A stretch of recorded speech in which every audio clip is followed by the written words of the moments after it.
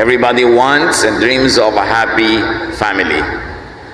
Pag-aralan natin ang katuruan na pwede nating magamit upang pasayahin o lalo pang pasayahin ang ating mga pamilya, the Proverbs 31 family.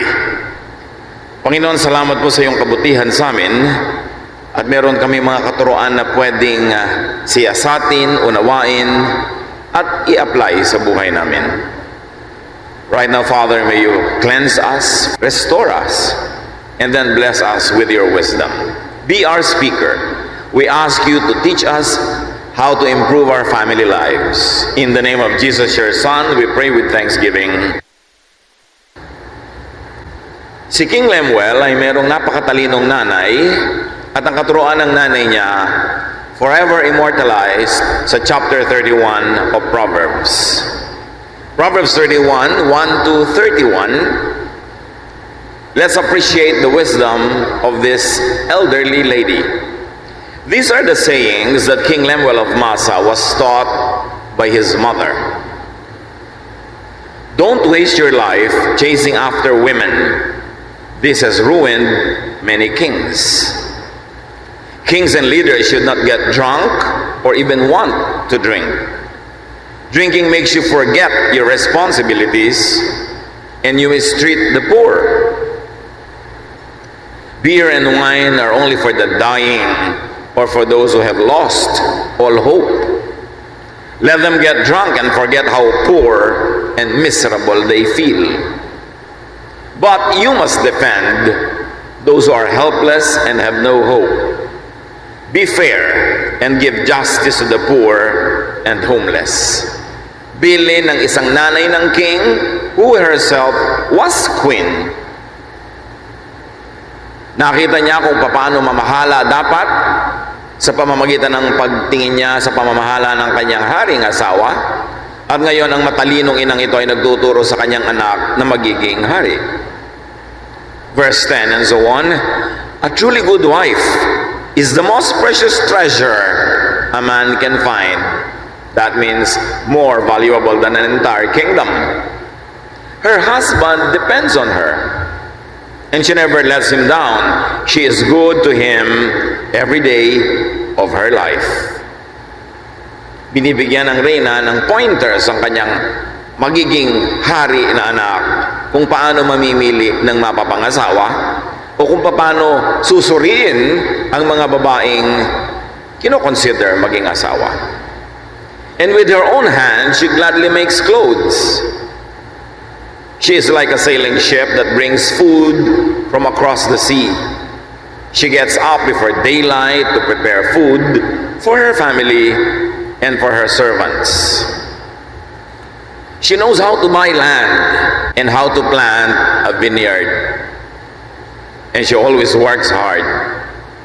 She knows when to buy or sell. And she stays busy until late at night.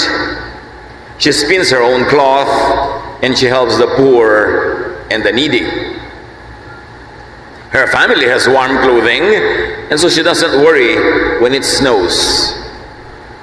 She does her own sewing, and everything she wears is beautiful. Her husband is a well-known and respected leader in the city. She makes clothes to sell to the shop owners. She is strong and graceful, as well as cheerful about the future.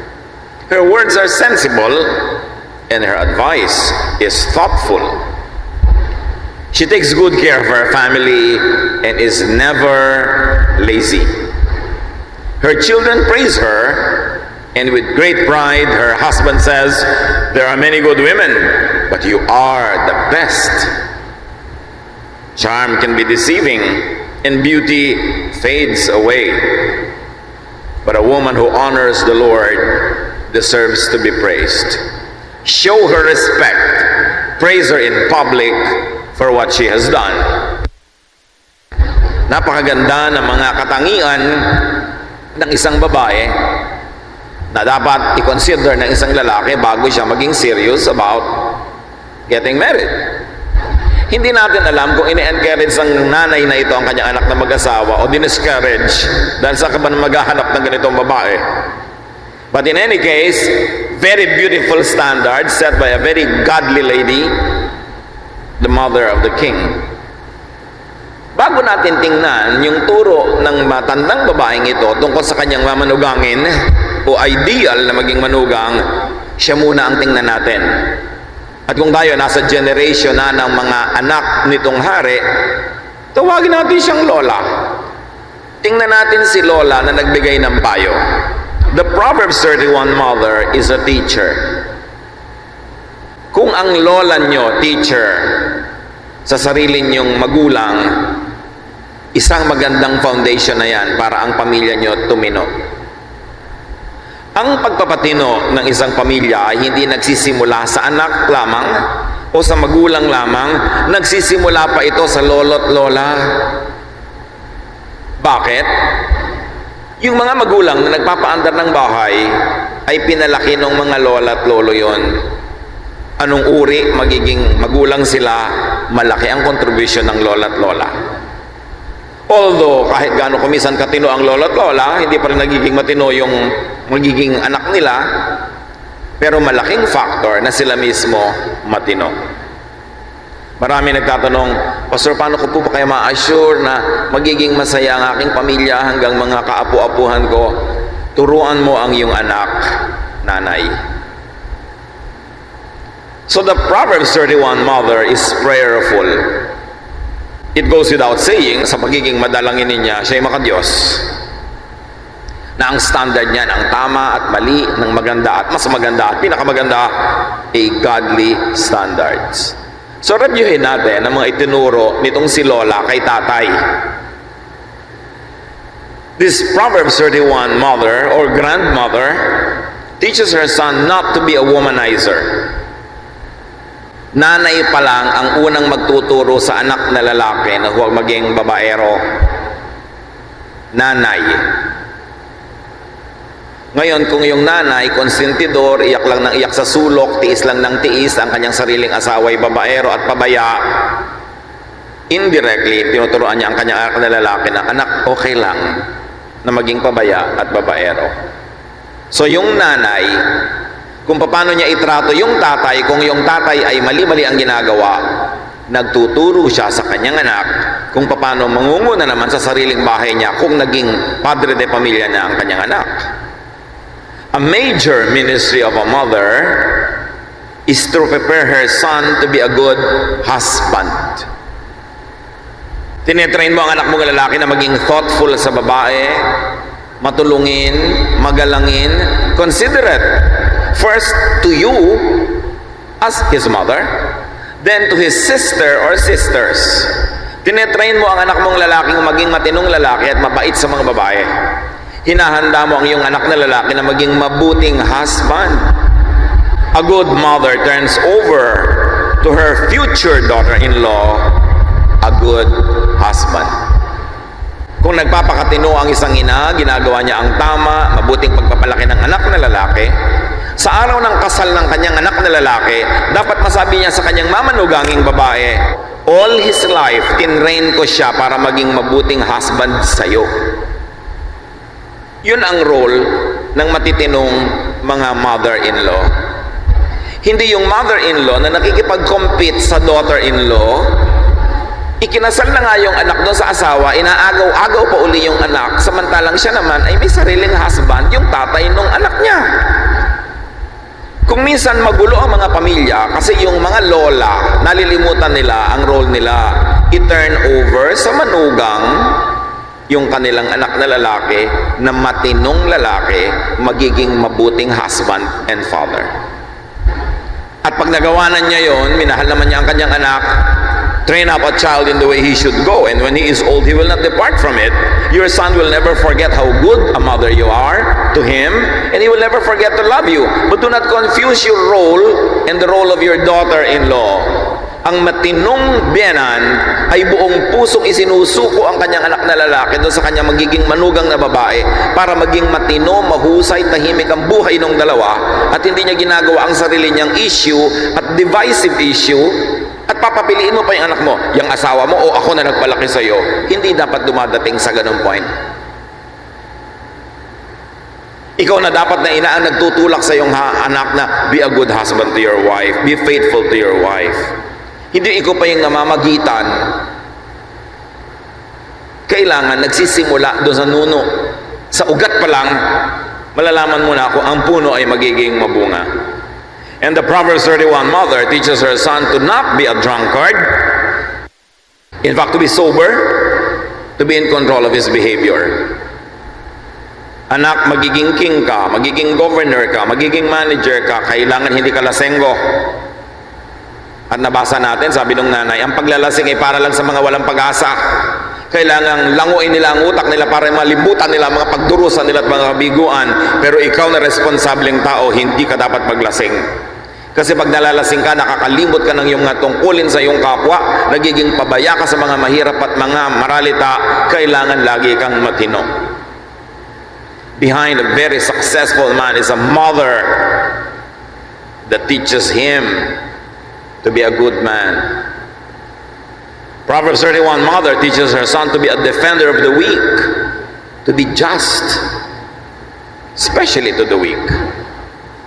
And she teaches her son to value and treasure his wife. Ginagawa ng nanay ang lahat para itulak, udyukan, i-encourage ang kanyang anak na lalaki na maging matapat na husband doon sa kanyang magiging manugang. Ang matinong nanay, hindi kinukonsinti ang anak na lalaki na nambababae at kasama pa siyang kakutsaba at inililihim niya sa kanyang manugang na babae.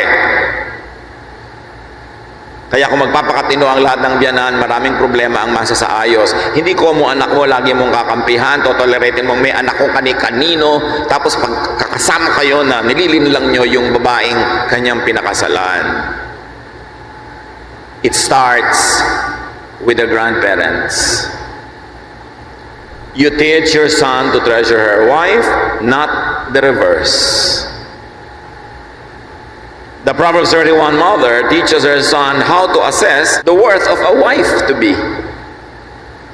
Sinasabi niya, anak, ito yung ideal. Siyempre, yung binigay niyo dito, ideal. Hindi naman lahat ng babae pwedeng pumasa sa standard na to. Pagka malapit-lapit na, 85, 80, pwede na yun. Mas mataas ang score, mas maganda. Pero sino ba naman ang 100% makakapasa sa standard itong biyanan na to? Medyo mahirap din siya maging biyanan, ha? Kasi ang taas ng standard. Pag yung biyenan mo, talagang sinusukat kung gaano ka kagaling mamlansya, gaano kasarap ang iyong sinigang, gaano kalinis ang iyong bahay, gaano kalinis ang iyong ref, ang iyong mga tsinelas, mga kaldero, mahirap ding biyanan yon. Ang pinag-uusapan dito ay standard, what is desirable, pero siyempre kung ito na yung napangasawa ng anak mo, no return, no exchange, mahalin mo na rin. At kung kaya mo pa rin siyang matrain, tulad ng pag-train mo sa sarili mong anak, i-train mo pa rin in a loving way that will not be rejected kasi hindi judgmental at hindi masungit. Ideal pa lang to pag namimili pa lang. Pero kung nandyan na, napakasalan na, mag-asawa na, make the most out of what is already a given. The Proverbs 31 mother teaches her son to respect his wife and to praise his wife. Anak, lagi mong pupurihin ang asawa mo. Mahirap maging wife and mother to your children and a daughter-in-law to me. So, encourage your wife. Pupuri-purihin mo siya. Mga kapatid, one secret of a happy family is a wise and godly mother-in-law or grandmother. Pag nanunuri ka ng problema ng isang pamilya, hindi ka titigil lang sa panunuri sa mga mag-asawa at sa mga anak. Kasama sa panunuri yung mga ninuno, yung mga tiya, mga tiyo, mga kapatid, mga kasali sa script. Kasi kabubulong niyan, ka-influence, meron silang contribution sa pagkabuo o pagkasira ng isang pamilya. At tandaan natin dito, gusto nyo man o hindi gusto ang napangasawa ng inyong kamag-anak, pag-asawa na, tanggapin nyo na ang buong buo, gawin nyo na ang magagawa nyo para tulungan sila, ma-improve ang buhay nila, at huwag kayong gagawa ng anumang bagay na makakasira sa kanilang pagsasama. lalo sa kanilang pamilya. A foundation or the foundation of a happy family is better prepared by the grandparents. Kaya pag kayo may mga anak, mga bata pa lang sila, mga batang magulang pa rin kayo, kasama sa mentality at consciousness nyo, paano ko ihahanda ang aking mga anak na maging mabuting asawa sa mga magiging asawa nila? Para ang aking mga apo ay lalaki sa isang bahay na matino, matibay, masaya, payapa. Lahat may pananagutan. So yun yung biyanan. Ngayon naman tingnan natin yung mapapangasawa, the ideal wife or the ideal qualities of a wife na siguradong mapupuri ng biyanan. The wife in Proverbs 31, according to King Lemuel's mother, is a husband's treasure, asset, not liability. Can you imagine if your mother-in-law calls you a treasure? It means a lot. The wife in Proverbs 31 is good to her husband first. Inuuna niya ang kanyang asawang lalaki sa kanyang mga desisyon. Ano man ang kanyang gagawin, ano man kanyang pupuntahan, kanino man siya makikitungo, ang inuuna ng matinong asawang babae ay, ano ang magiging reflection nito sa aking husband? Magkakasino ako, ano ang reflection nito sa aking husband? Makikibarkada ako sa mga babaeng laman ng lahat ng disco, ano ang reflection nito sa aking husband? Mamimili ako ng mga alahas na hindi ko na-afford. Makikipag-contest ako sa mga classmates ko nung high school, pagandahan ng bag. Ano ang reflection nito at epekto nito sa aking husband? Makikipagkaibigan ako sa mga lalaki, sa aking mga workmates, sa aking mga kliyente. Ano ang reflection nito sa aking husband? Because a wise woman will always consider her husband first, above herself. At yun ang ibig sabihin ng submit to your husband. Hindi ibig sabihin magpapachimay ka, magpapaalila ka, sinasampal-sampal ka na, nakabaw ka pa. Ang submission doon is you submit your own desires and your own wants to the well-being and especially to the dignity of your husband. Ang matinong babae, hindi gumagawa ng anumang bagay na maglalagay sa kanyang asawang lalaki sa alanganin. At ang matinong babae, hindi lang dapat hindi gumagawa ng masama, dapat mukharing hindi gumagawa ng mali. Meron naman kasi nagsasabi, wala naman akong ginagawang masama. Oo nga, pero mukhang may ginagawa kang masama. Hindi sapat na wala kang ginagawang masama, pero mukha ka namang may ginagawang masama. Hindi ka dalaga, may kaladkad kang asawa, karangalan niya ang kaladkad mo kahit sa kasumuot, dapat din mukhang wala. At hindi lang dapat mukhang wala, dapat talagang wala. Napakatinong babae, pinatino naman ang kanyang biyanan yung lalaking mapapangasawa niya, di magiging maligaya ang kanilang tahanan. Everybody is part of the chain, and the weakest link in the chain will determine the strength or the weakness of that chain. The wife in Proverbs 31 is productive. Na hindi naman kailangang idiin sa mga Pilipina dahil majority ng mga Pilipina talaga productive. Laging may hanap buhay, laging may sideline, laging may kinikita. Yun ang higit na nakararami.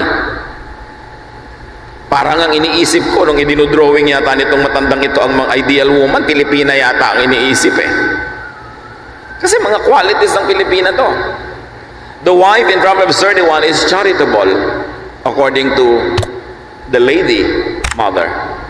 And she provides comfort and beauty to her home and family. Ang tahanan ng matinong ginang ay masarap uwian, masarap puntahan, masarap pagpahingahan, at mahirap iwanan. Kasi masarap na nandun ka. Yun ang feeling. In function, in beauty, it is to be desired. Just like her and her person. The woman in Proverbs 31 is strong, graceful, and positive about the future. Ang babaeng ito hindi mahilig mahimatay. Hindi mahilig manghina pag may kaharap na problema dahil matibay ang kanyang kalooban. Matining ang loob, matibay ang dibdib. At sabi ng ibang versions, she can laugh at the days to come. How can you laugh at the days to come? Pag lang naman may savings ka at may incoming ka pa na funds, yun ang pwede kang maging cheerful about the future. Hindi ka natatakot sa future dahil may gagastahin ka pag may emergency. Meron pala mga ospital dito sa atin ngayon, pagka ang case mo, grabe, ICU ka tatanggapin, dapat may down ka na 100,000. Kung hindi, sorry. How can you laugh at the days to come kung wala kang pang down? You are worried about the days to come. Takot na takot ka pag merong mga enrollment, may bayaran, at may emergency. But because this woman is so productive, she knows how to make business, she knows how to make a profit from her trade, and she's so responsible in managing her finances and her house, she can laugh at the days to come. As you can see, this woman of Proverbs 31 is not financially dependent on her husband. Make it your goal, ladies, to not be financially dependent on your husband, but to add to his income, happier. Ang dami mga misis nagtatapat sa akin kahit sa Facebook. Gustong-gusto na nilang iwan ng kanilang asawang babaero, lasinggero, lahat na ng mga ero ang ending nando na sa asawa. Pero hindi nila magawa kasi wala silang income. Hindi nila matangay yung mga bata kahit inaabuso ng asawa kasi wala siyang pampakain. Ba't mo naman inabot yung ganyang stage? Nagkatanda-tanda ka na, wala ka man lang naging sideline, wala kang pinag-aralan na trabahong iba, na sideline. Kasi nga nakatali siya sa bahay. Kaya dapat pag-aralan ng Proverbs 31, lady. Hindi madaling maging katulad niya. Pero lalo namang hindi madaling maging hindi niya katulad. Kasi magiging dependent ka lang. Maganda yung patuloy kang nakikisama sa husband mo dahil love mo siya, hindi dahil wala ka ng choice. Kaya dapat ang babae nag-aaral ang magkaroon ng trade, ng business. Once again, usually ang mga Pilipina may ganyan. Kadalasan nga, yung mga ginagawa niyang hanap buhay ang nagdudugtong doon sa nalalagot na kulang sa income ni husband. And hindi naman masamang pagdugtongin nila yon kasi mag-asawa sila, maganda nga yun. Proverbs 31:26, her words are sensible and her advice is thoughtful. Ang matinong babae, hindi salita ng salita kung wala namang katuturan ng sasabihin niya, nananahimik na lang siya. Hindi tuloy siya nasusuong sa gulo, hindi siya nai-involve sa mga chismis, kasi pag nagsasalita siya, may saysay. Importante, the wife in Proverbs 31 is intelligent and wise. She is informed. Hindi lahat ng itatanong mo, hindi ko po alam. Dapat alam. Inaalam, pinag-aaralan. Lalo na ngayon, dahil sa internet, kahit ka full-time housewife sa bahay, may oras ka lang, isisingit mo, pwede kang mag-aral-aral, mag-aral-aral sa online, marami kang malalaman. Pero kailangan dinadagdagan ng alam. Hindi laging I don't know. Minsan sa mga mall, magtatanong ka sa bawat gwardiya, nasan yung ano? Hindi ko po alam, sir. Hindi mo man lang inalam, 20 years ka na dito. Hindi mo man lang inilalagay yung sarili mo para umasenso ka. Makasagot ka man lang ng tama, may natuwa sa'yo, bigla kang ni-recruit sa ibang trabaho, mas nag-improve. Pero kung wala kang alam niyo, ibang laging hindi ko po alam kasi ayaw nilang ma-involve, ayaw nilang mapagod, ayaw nilang masangkot. Pero yun din ang hindi ba papasama sa asenso.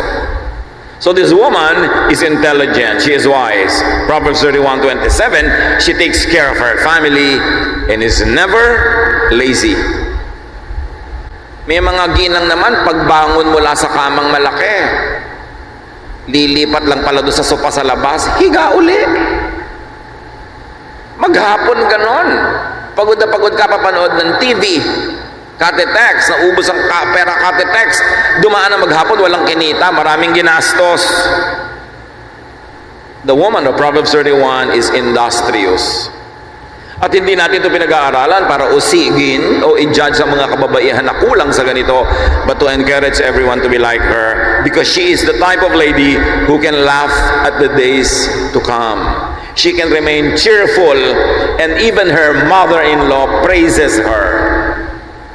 Ang pinakamalaking award kahangahangang award, mga ginang, yung mapuri ka ng biyanan mo. Kasi bihira yon. So gawin mo, ganyan pala ang biyanan ko, pintasera. Lagi na lang may comment, laging may kulang. Makikita mo, dear mother-in-law, bibigyan mo ko ng award after some time. Gawin yung goal yun. Kasi hindi naman masama yung mga ipinipintas ng biyanan eh. Kadalasan, pag pinakinggan mo yun, lalo ka magiging mabuting babae. Lalo kang magiging masaya dahil yung mga standards na yun, nami-meet natin. But of course, you always caution the mothers-in-law, be loving naman to your daughters-in-law. Kasi yung alam nila, syempre, hindi pa katulad ng alam nyo dahil may edad na kayo. So give them time and be gentle in teaching them so that they will accept your teaching and not reject it. Now, let's take a look at the husband in Proverbs 31. Marami nang ibinigay, pero yung qualifications kanina, panghari, hindi pang lahat naman ng lalaki, ganun kataas yung requirement. Pero pag may pananagutan ka, at kahit nga supervisor ka na lang ng 3 tao, may pananagutan ka na rin, you have something to learn from the teachings of this lady.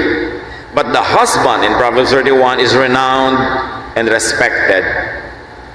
He is respectable. Dapat goal ng bawat husband is not only to earn a lot, not only to bring the family up the economic ladder, but to be respectable. Napakalaking pamana nyo sa anak, a good name. Pag napakaganda na yung pangalan, kayo kagalang-galang, kapanipaniwala, yung mga anak nyo maraming inaaning bunga. Malaman lang ng mga tao na anak nyo siya, meron na agad na favorable attention na binibigay. Binibigyan na agad ng pabor, pinagbubuksan ng pinto, binibigyan ng paglingap. Yun ang magandang pamana ng ama sa mga anak, a good name. Dahil tayo naging matapat, mabuting tao, maraming tinulungan, hindi tayo nandaya, wala tayong mga atraso, yung mga anak natin ang aanin nun. Pero pag ang iniwan mong pangalan ay marumi, maraming atraso, maraming galit, iiwan mo yun sa iyong mga anak. Mahirap at di magandang pamana. Sabi ng Proverbs 31, a good husband praises his good wife. Dito nagkukulang ang maraming husbands sa pagpuri sa asawa. Sa pagpuri sa mga ginagawa ng asawa. Kasi para bang understood, of course, wife kita, so magluluto ka dyan, maghakain ka. Wala man lang puri sa niluto, wala man lang puri sa paghahanda. But, you know, ladies, bloom in praise. Na pagka ikaw ay generous with praise, at hindi ka naman mangangayayat at maghihirap, lalo't kung sariling asawa man ang pinupuri mo, edi lalo siyang sasaya. At kung siya ay masaya, can you imagine the ministry na pinasaya mo siya? At pag masaya siya, papasayahin ka rin niya. Palungkutin mo yung asawa mo at palulungkutin ka rin niya. So pag malungkot ang isang tahanan, huwag magturo-turoan ng pananagutan. Lahat may pananagutan. Tapos nasa dilim yung lola, nag-iisip-isip, saan ako nagkamali? Bakit na ganito yung anak ko? Ba't ganito niya itrato ang asawa niya at ang kanyang mga anak? Mga apo ko tuloy kawawa. Paano ko ba pinalaki itong anak ko na to? Kaya dapat ang mga nanay, don't spoil your sons. Napakarami sa ating bansa, spoiled sons, they only become spoiled husbands later. So yung wife, ang panganay niyang anak, yung husband. Mami, nasa na yung medyas ko? Akala mo yung nanay ang kausap, asawa yun. Mami, nasa na yung sapatos ko? Mami, nasa yung mami, pengin pera. Pagka ganon, paano pinalaki ng ina ito? Ba't nagkaganyan? Importante. Tatandaan nyo mga ladies, ang ipapamana nyo sa inyong manugang, isang matinong asawa. How about the children in Proverbs 31? Ang sabi doon, they rise and praise their mother. So good children praise their mother or father or other siblings. In other words, children, kahit hindi kayo ang pangunahing tauhan sa Proverbs 31, be appreciative. Don't be complainers. Ang ministry ng mga anak, appreciate ng mga magulang, pasalamatan, at purihin. Hindi puro reklamo. Hindi pa naman nag-e-entrega, namimili pa ng ulam. Wala pang income, ang laki-laki na ng gastos. Ayaw pa ng simpleng cellphone, gusto pa yung may fountain.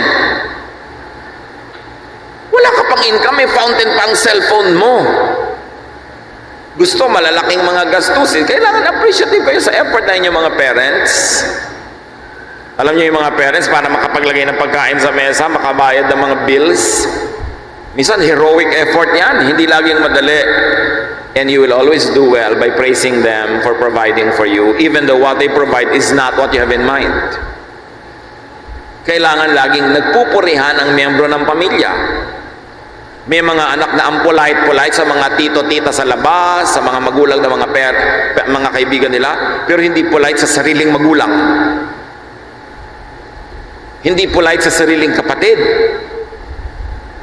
Pag namatay ka, yung kapatid mo na yan na magbuburol at maglilibing sa'yo, hindi yung mga kabarkada mo. Kaya dapat mga kabataan, mabait kayo sa inyong mga kapatid. Hindi yung pinakapangit na asal, pinakamagaspang na behavior, inilalabas nyo sa sarili nyong magulang at anak o kaya ay kapatid. Tapos ang pino-pino, ang nice-nice mo sa mga tagalabas. Dapat unahin sa loob. Kayo ang magtutulungan. Pag nagkasakit ka, dadalawin ka ng mga kabarkada mo once or twice. Mapalad ka na kung naka-twice. Pero kung nasa ospital ka ng 6 na buwan, pamilya mo lang ang makakasama mo, walang iba. Dadalaw lang sila minsan, pangalawang beses. May mga thoughtful na kaibigan, kamag-anak, mag-aabot ng konting sobre, konting ambag sa gastos mo. Pero ang lahat-lahat ng natirang gastos, pamilya mo ang bubuno. Maging nice ka sa iyong pamilya. At the end of the day, you will have only each other. Kaya huwag kang magtanim ng negative, magtanim ka ng positive feelings sa mga pamilya mo. Huwag kang magreklamo kung pamilya imperfect. Do what you can to contribute to improve the family. The children, in Proverbs 31, allow and help their mother to be all she is and all she could be. A child allows and helps his or her mother to be all she could be. Let me tell you a secret of this lady. Bakit siya pwedeng magnegosyo?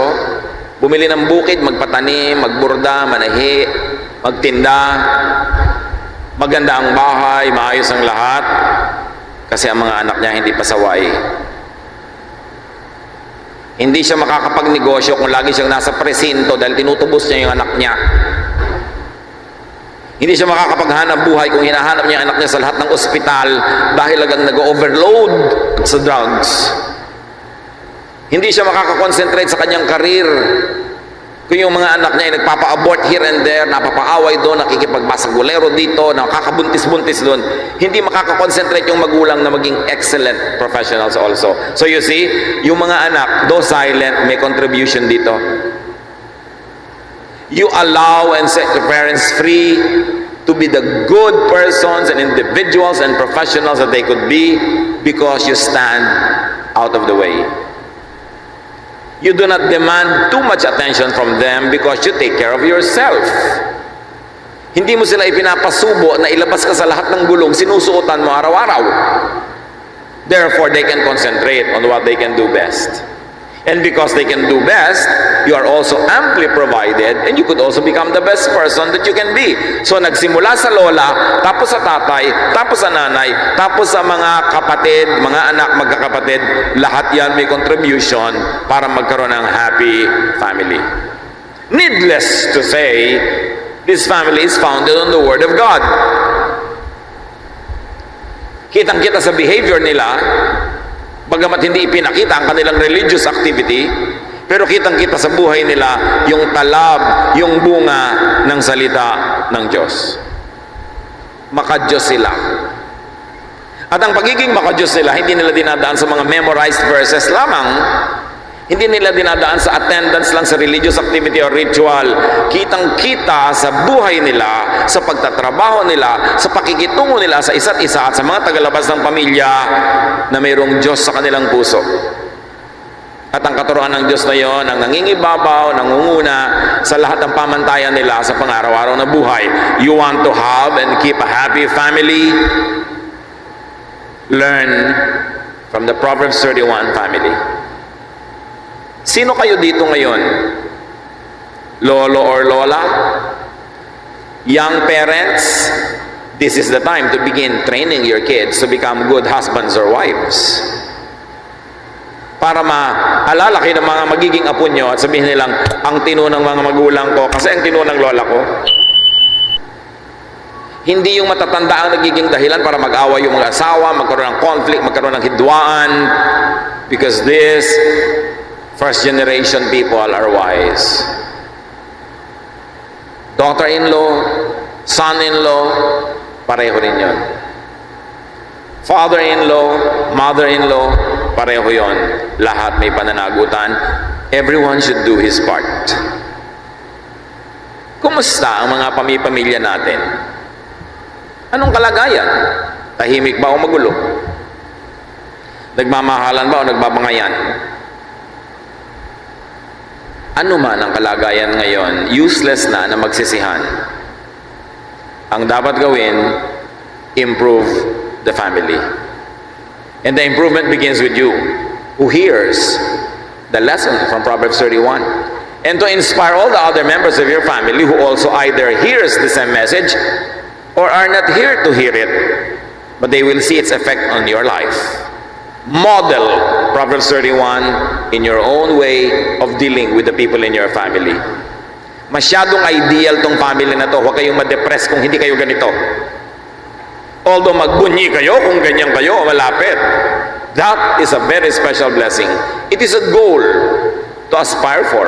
It is not always a destination where you reach very easily, but it's important that every day you get closer to that destination. You have to do your part so you can get your share. Internalize the teachings of God about industry, about honesty, love, faithfulness, loyalty to your family, and be productive, be happy, be part of the solution rather than be the problem. Although paminsan-minsan, because we are imperfect, we become the problem. Kanya-kanya lang naman tayo na schedule na maging problema ng pamilya natin. Pero huwag namang extended na laging kayo na lang ang problema ng pamilya nyo. Kailangan gumraduate tayo na, problema ako last month, ngayon hindi, maayos na ako. So problema naman itong kapatid ko, sige, problemahin natin siya. Pero kung lahat problema, yung kaisa-isa o dalawang matino, sasabog sila, mawawasak sila, hanggang lahat problema na lang. Do not overburden the responsible members of your family. Umisa sa pamilya natin, mayroong isang matino, mayroong isang kumikita, mayroong isang mahusay. Huwag naman lahat tayo dumagan sabay-sabay.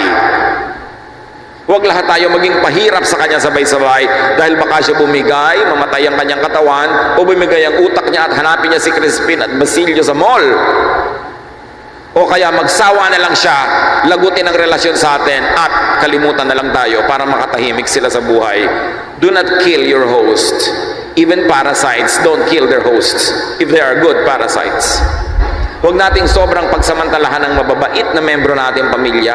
Huwag tayong makikita nila ating pagmumukha ay meron tayong kailangan, meron tayong problema, para naman huwag silang magsawa. Napakahalaga na nag-contribute tayo. Hindi ko walang matino siya na lang lagi ang taya. Let us give happiness to each other. Because when you give happiness to each other, you inspire and strengthen them to give happiness to you and to everyone else. Gusto ng Diyos masaya ang mga pamilya. Gusto natin masaya rin ang mga pamilya natin. What is your responsibility to make that happen? Dear God, teach us. Turuan mo kaming manuri ng aming mga sarili, hindi manisin ng iba. Teach us to identify the strengths you have given us, to improve on these strengths so we can contribute to the improvement of our families. Ipakita mo sa amin, Panginoon, ang pananagutan ng mga matitino, mahuhusay na tao. At turuan mo kaming laging magpakatao. At nang sa ganoon, ang presensya namin ay blessing, hindi curse. Happiness, hindi sadness. Relaxant, hindi stressor. Ngayon nga, Panginoon, pakisuri niyo ang bawat isa sa amin. Dalawin niyo ang bawat tahanan represented here today. Use your children to be channels of blessings. And I pray, O Lord, that you will touch the families. Set the families free from needless stress, needless problems, and from needless troubles. Teach us to be wise. Teach us to learn from Proverbs 31. Sumadali tayo magbulay-bulay, mga kapatid. And for a change, stop blaming others. Look into what we contribute into our lives, into our families, and ask God to turn you into a greater blessing. And if you're already a blessing, a better blessing to your family. Be with the Lord. Hear His voice. For God so loved the world that He gave His one and only Son, that whoever believes in Him shall not perish, but have eternal life. So nagsimula ang lahat-lahat dahil sa love.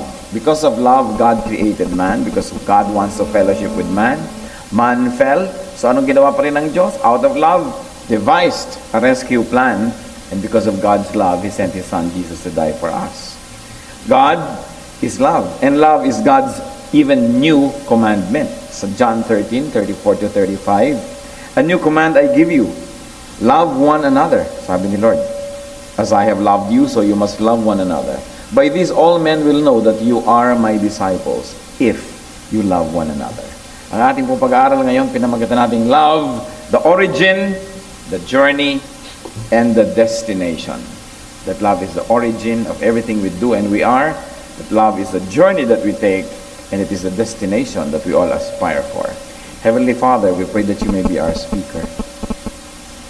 Thank you, Lord, for this privilege of fellowship with one another, the fellowshipping that happens among your workers in this church. We thank you that you are a wonderful God, that you are a working God. When the Bible opens, we see you, Lord, working. You are creating. And then all throughout the Bible, you were sustaining and loving and saving. And that still you will be coming back, O Lord Jesus, and you are perfecting us. You are always at work, O God. And we thank you that you have called so many workers in this church. Lord, we now ask you to bless your workers. Refresh us, restore us, empower us, inspire us, so that we may accomplish greater things for you and in your name. And in the name of your Son, Jesus, we reject all work of evil, all ideas that are false, all half-truths, all lies, we reject in Jesus' mighty name. And in spite of who we are, we dare ask you, Lord, to bless us with the truth. Give us your truth. And may you give us the wisdom to apply this truth in our daily life. Lord, be the speaker. Speak to your people. Bless your workers. We seek you in Jesus' mighty name. Love, the origin, the journey, and the destination. At atin pong sariwain ang isang talaga namang sikat na chapter sa New Testament na bihira naman natin na pag-aaralan sa ating mga gawain sa church. 1 Corinthians 13 verses 1 to 3. If I speak in the tongues of men and of angels, but have not love, I am only a resounding gong or a clanging cymbal. If I have the gift of prophecy and I can fathom all mysteries and all knowledge, and if I have faith that can move mountains, but have not love, I am nothing. If I give all I possess to the poor and surrender my body to the flames, but have not love, I gain nothing. At napakahalaga po mga salita ito ni Paul sa kanyang sinulat sa church at Corinth, who was always wanting great gifts and he was outdoing each other, yung mga members ito sa kanilang mga spiritual gifts, but they sorely lacked love for one another, that there was a lot of problem in the church. It points us to the emptiness of lovelessness. That to be loveless is to be empty. There is so much emptiness in lovelessness. Katulad nga po ng mga sinabi sa 1 Corinthians 1:1-3, ini-enumerate yun. No? That some of the most coveted, most important spiritual gifts and qualities of Christian workers, inisa-isa, what were they? Speaking in tongues. That was valued a lot at the church in Corinth. Prophecy, or the capacity to teach and to preach God's word. Charity, giving to the poor, even to the point of sacrifice. That you allow your body to be burned for a cause. Pero sabi ni Paul, speaking in tongues, prophecy, charity, sacrifice, great things yan. But they are all nothing and meaningless without love. And it's an important reminder for us workers. We may be gifted, we may be trained, we may be learned, we may have charm, but without love, that amounts to nothing. What makes speech and spiritual utterance, prophecy or intelligent utterance, faith and good works meaningful is the love behind it. Kaya nga daw po pag may kinakain ka, iba yung parang alam mo this was really done in love and you are being fed out of love. Pagka meron tayong ginawa na mayroong love behind it, the recipients know. You cannot hide it. Pero yung mga trabahong walang love, alam din natin. Pagka ang tao po gifted, let's say you're gifted with prophecy. Let's say you can teach very well. You can preach very well. Let's say you're gifted even with fantastic gifts like tongues, like healing, like all of these things that many people run after. If you are such a suave speaker and you can move mountains with your faith and inspire so many people because of your perseverance and hard work, or if you give a lot to the poor, to the needy, to the sick, but if you are not loving, you will only destroy the people that believe in you. Why? Because the more gifted you are, the more people will believe in you. And then what will you do about them? What will you do to them? What will you do with them if your motivation is not love? Nakita po natin ang mga gifted people in history. Hitler, very gifted na orator. He plunged Germany and nearly half of humanity into destruction. Yung mga taong mahuhusay, magagaling, ang tatalino, nakakaimbento sila ng mga weapons of mass destruction. Inaano nila yung talino nila if there's no love. Yung mga magagaling na gumagawa ng mga scam, yung mga pyramid na mga kung ano-ano na yan, magagaling, gifted. Pero nakikita nyo, pag ang tao magaling, tapos walang love sa kapwa, nagagamit niya yung galing niya para isurrender niya kay Satan, para siya mang-oppress, mang-api, mandaya, mang-kawawa. Kagandahan, mat kaya ganda-ganda mo kung wala kang love for other people, what will you do? You will make everyone desire after you, and you have no intention naman to be available, so you make people suffer.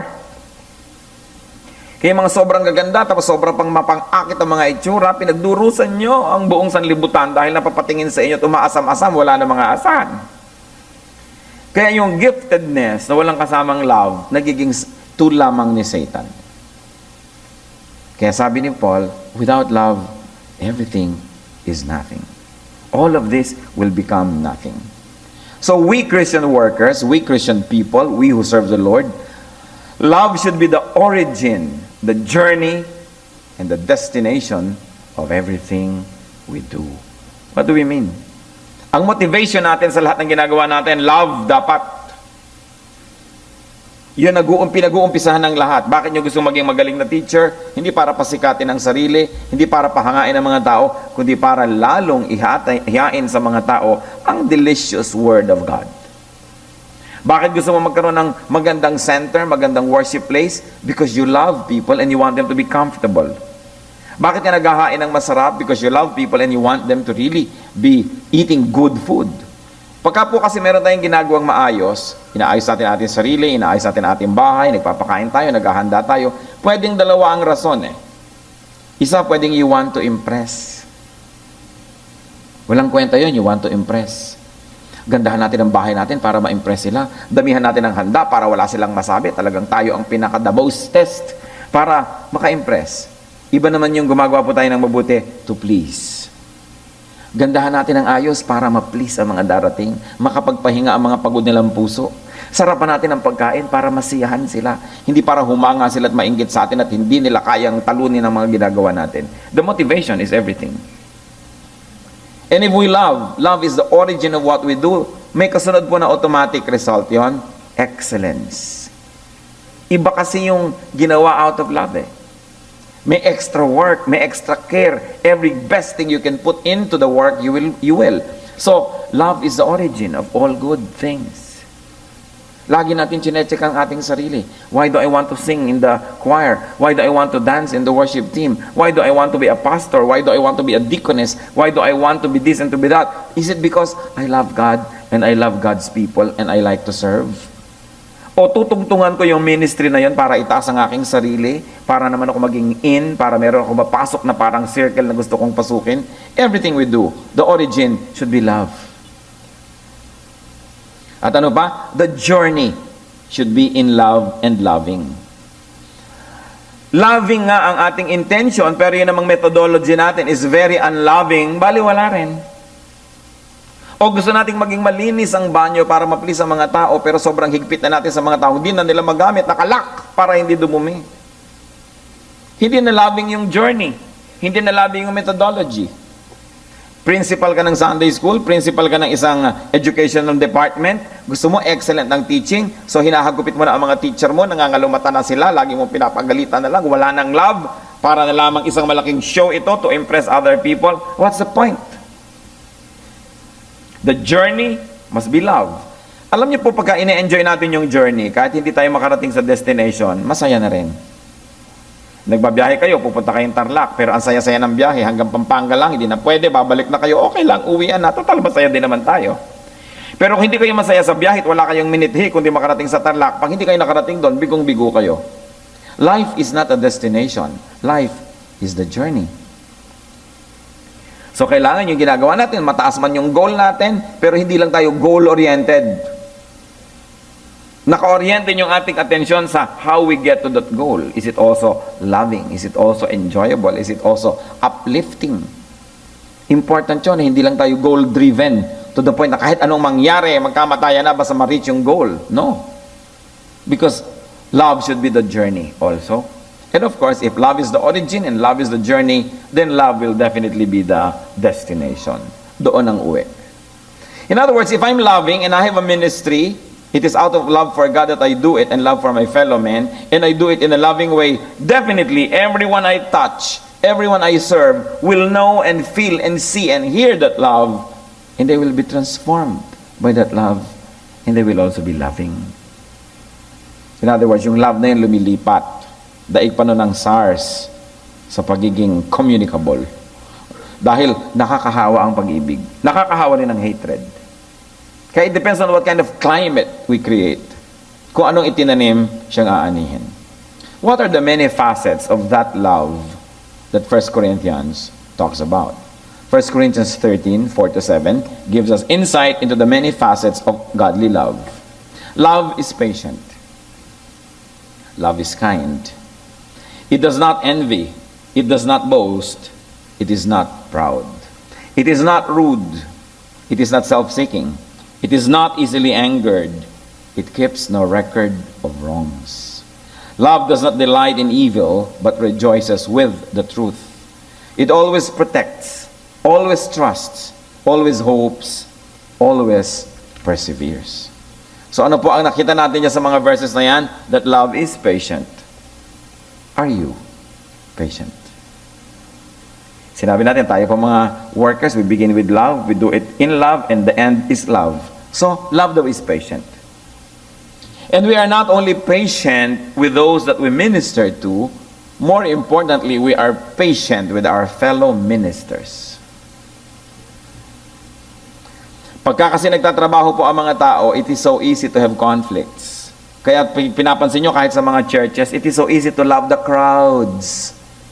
But why is it more difficult to love this fellow worker? Kasi yung crowds hindi nyo katrabaho eh. Recipient lang sila ng ginagawa natin. Pero yung katrabaho mo, mas madalas mong kasama, mas maraming possibility na magkaroon ng conflict. Kaya sabi, love is patient. Love is kind.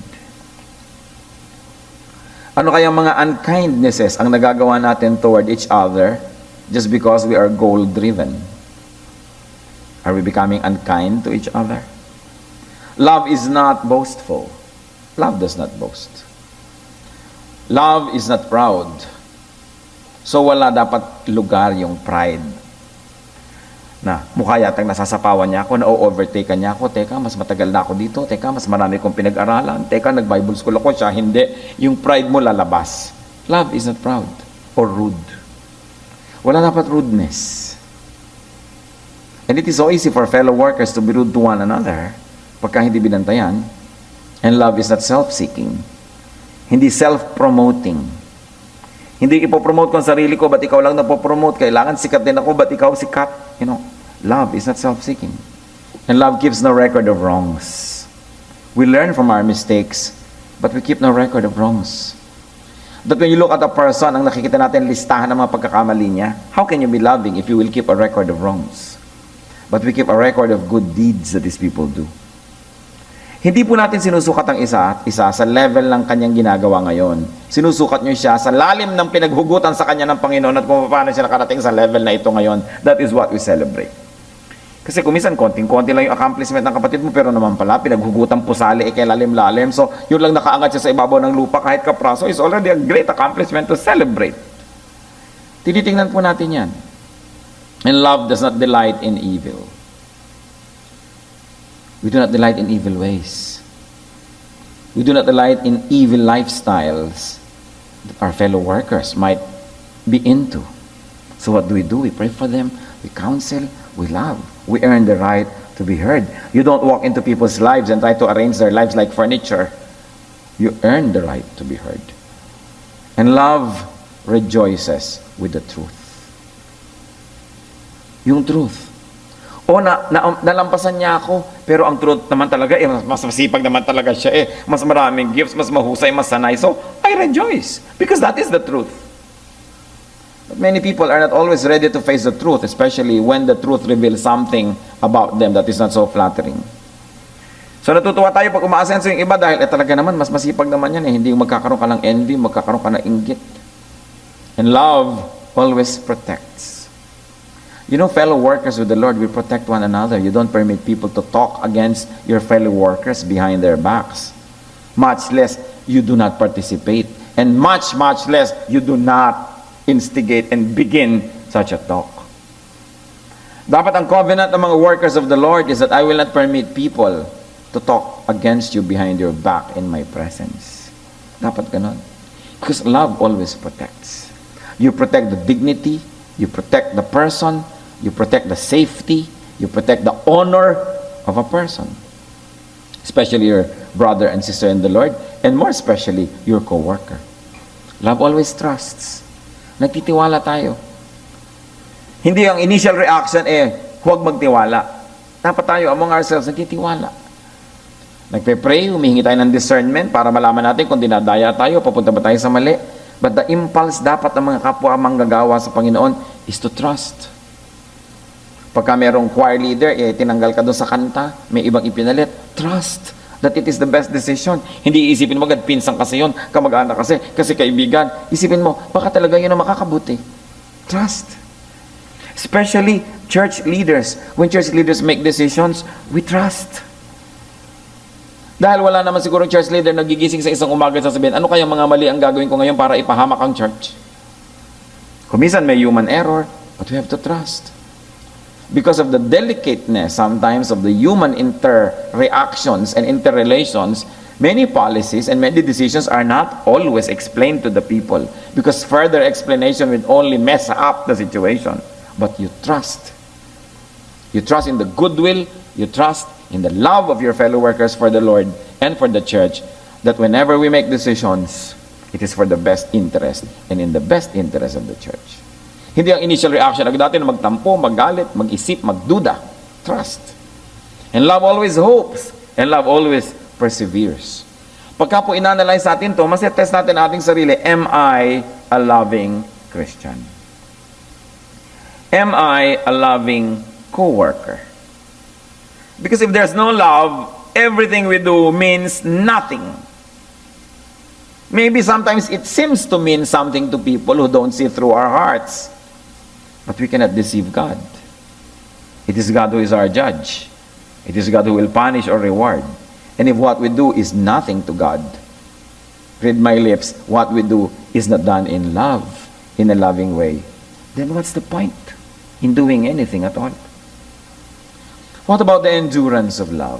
Does love endure? Yes, it does. 1 Corinthians 13, 8-13. Love never fails. Never. Love never fails. Can we absorb what that sentence means? Love never fails. It means love always succeeds. If your motive is loving, if your way is loving, If your goal is to love, you will never fail. Love never fails, but where there are prophecies, they will cease. Where there are tongues, they will be stilled. Where there is knowledge, it will pass away. For we know in part and we prophesy in part. But when perfection comes, the imperfect disappears. When I was a child, I talked like a child. I thought like a child. I reasoned like a child. When I became a man, I put childish ways behind me. Now we see but a poor reflection as in a mirror. But then we shall see face to face. Now I know in part, then I shall know fully, even as I am fully known. And now these three remain: faith, hope, and love. But the greatest of these is love. So love never fails. So pag meron tayong mga failures, itatanong natin, did it originate in love? Is my motivation love? Is the reason for doing it love? Did I begin with love and in love? And then you ask yourself, did I do it in a loving way?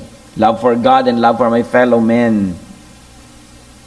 Is my goal to love and to turn these people into recipients of love and therefore later on to be channels of love to other people?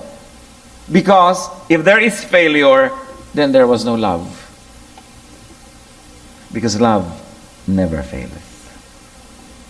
And you know why love never fails? Because love perseveres. Sabi nga eh. Kaya kahit na-discourage ka, hindi nagtagumpay agad, sige ka pa, kasi love yung motivation mo, hindi ka nag-give up agad. Para mga magulang, you don't give up on your children. Because you love them so much.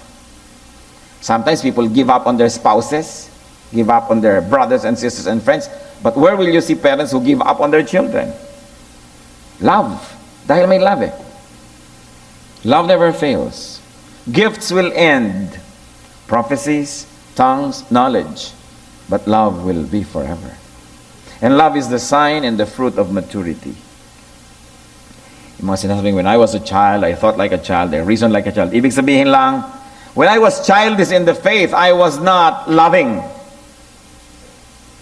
I was always wanting to be loved, to be understood, to be accommodated, but I was not understanding, I was not loving, I was not accommodating anybody. But Paul says, when I have become a man, I give up childish ways. Now that I am mature in spirit, I am mature in the Lord, and I am loving.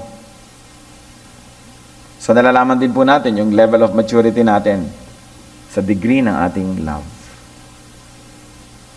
May event. Makakapayag ba kung iba yung makakuha ng credit?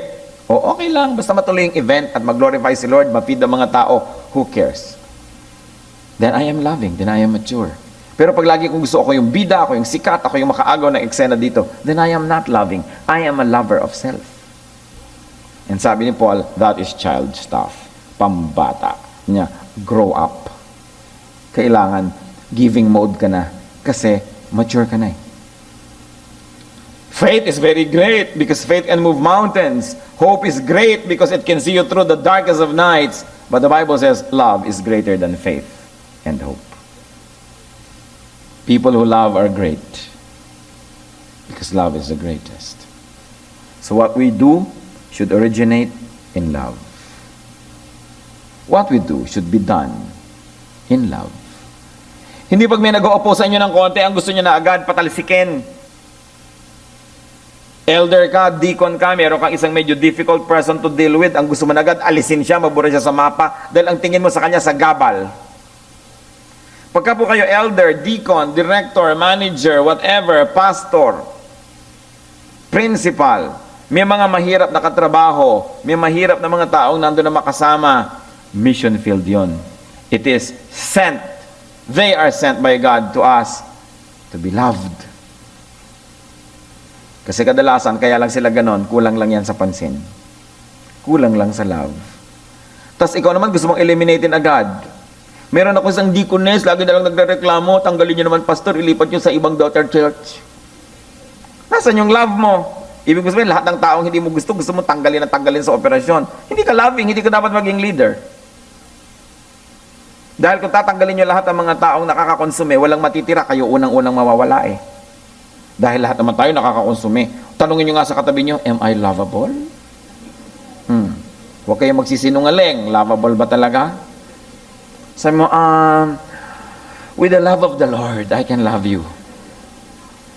Hindi dapat ini-eliminate yung mga taong mga mahihirap kasama kasi mission field natin yun eh. Kaya nga inilalagay ni Lord sa ating poder para maibig, matutunan, matrain, para later on nakikita natin yung changes sa kanila. Dahil kung ang gusto niya lang kasama lagi, yung magaan kasama, yung madaling kasama, yung masarap kasama, bakit pa may church? Salt nga tayo and light of the world. Ang hinahanap natin yung madilim, yung matabang, yung nabubulok para pakinabangan yung salt and light. So look at your coworkers and look at people around you from a new perspective. The more difficult the person, you say, wow, siguradong grabing grace ang ibibigay sa akin ni Lord kasi nilagyan ako ng ganitong kasama. And then I will mature. Then I will be loving. Because you know, people need love, especially when they don't deserve it. Have you ever considered that people need love, especially when they don't deserve it? So what we do should originate, be done in, and result in love. In other words, our audience gets loved. By audience, I mean everybody who hears us and sees us. Co-worker or the people who are the object of our ministry should get loved. And then when they get loved, they become loving. Yung mga taong hirap kasundo, hindi lang kasi siguro minahal ng tatay, ng nanay, ng lola, kaya mga ganyan. Kaya dapat, let's make up for what humanity owes them, so let's love them. And they'll be changed. Especially Filipinos. There's one thing about Filipinos that very observant anthropologists and sociologists and psychologists notice. Filipinos remember feelings. More than they remember thoughts, more than they remember ideas, they remember feelings. Think of the people that you like. It's all about them making you feel good. And think of the people you don't like. It's all about them making you feel bad. Kahit pa sila mayaman, magaling, matalino, maganda, kung inisnab ka, ayaw mo. Kung di ka pinahalagahan, hindi ka binagyan ng importansya, ayaw mo. Kahit ang dami niyang accomplishment, mas gusto pa natin yung wala accomplishment kasi they make us feel good. Filipinos remember feelings. Kaya napakahalaga, when we deal with people, itatanong natin sa sarili natin, what feelings am I inspiring them to have? What feelings about me will they remember? Was it a pleasant or an unpleasant feeling? Kaya po, ang maganda mag-review. Ang salita ng Diyos, kung tutuusin natin, ay napakabuti para sa lahat ng aspeto ng ating buhay. Spiritual, personal, emotional, social life natin. Reviewin niyo po ang inyong buong nakaraan. Ang mga tao ba na nakasalamuhan na natin, nakatrabaho, nakasama sa project, nakasama sa isang maliit na space, in other words, we had to share time and space and work together and be together, sila ba ay nananatiling maging kaibigan nating matalik o napapansin nyo, naglayo ang lahat? Ang mga tao ba na nakakatrabaho natin, naaalala tayo pag birthday natin at pinupuntahan tayo ng kusa? Ang mga taong nakasama na natin, meron ba silang desire na makasama tayong muli? Kasi mapapansin nyo yon. Pagka may mga retreat kung saan kang room, yung gusto ng iba, doon din sila mag-room. Pagka kumakain ka sa isang mesa, napupuno na yung mesa na yun, maraming tumatabi agad sa'yo o nag-iiwasan ba? Pagka po na-review natin yan mga kapatid, then malalaman natin if we have planted pleasant or unpleasant feelings in people. Madali namang malaman kasi po may mga cause and effect. May mga tao ang hirap-hirap kasama. Ang liit-liit na bagay aawayin yung kasama. Ang liit-liit na bagay gagawa ng gulo. Hindi mo pagbigyan na lang. Ang tanong, pag may project ba uli, gusto ka ba niyang makasama uli o ayaw na? Madaling malaman. Kasi yung pong tao na nagugustuhan ng kapwa because we make them feel good, padami ng padami ang gustong lumapit sa inyo. Pero kung napapansin nyo, paunti yata ng paunti. Pawala ng pawala ang mga tao sa mundo ko. Palakas ng palakas ang possibility na mag-isa ako. Siguro we are not making people feel good. We are not giving them beautiful feelings, but maybe ugly feelings. So it's good to review. Reviewin natin. Ang salita ng Diyos, hindi lang para sa spiritualidad, para sa lahat ng aspeto ng ating buhay. Because God wants us to be fruitful, to be happy. And for us to be fruitful and happy, we need people around us. In order to succeed in anything we do, we need help. And people help only those that they like to help. People help those that they like. People help the likable. People help the lovable. People help the loving. So dapat nakikita po natin yun. We are surrounded by so many stories of people. Tumanda na lang at lahat. Kapatid na lang at kapatid, kagalit pa. Nangangamatay na nga't matatanda na at nangauubos na, nagkakagalit pa. Ang mga pinsan kagalit. Ang mga manugang kagalit. Ilagay mo sa isang committee, magkakagalit. Bigyan mo ng isang grupo, matutunaw, mawawala lahat yung tao doon. So dapat mag-review na tayo sa sarili. Teka, ako ba yung mali? Alangan naman, ang buong planeta mali, ako lang yung tama.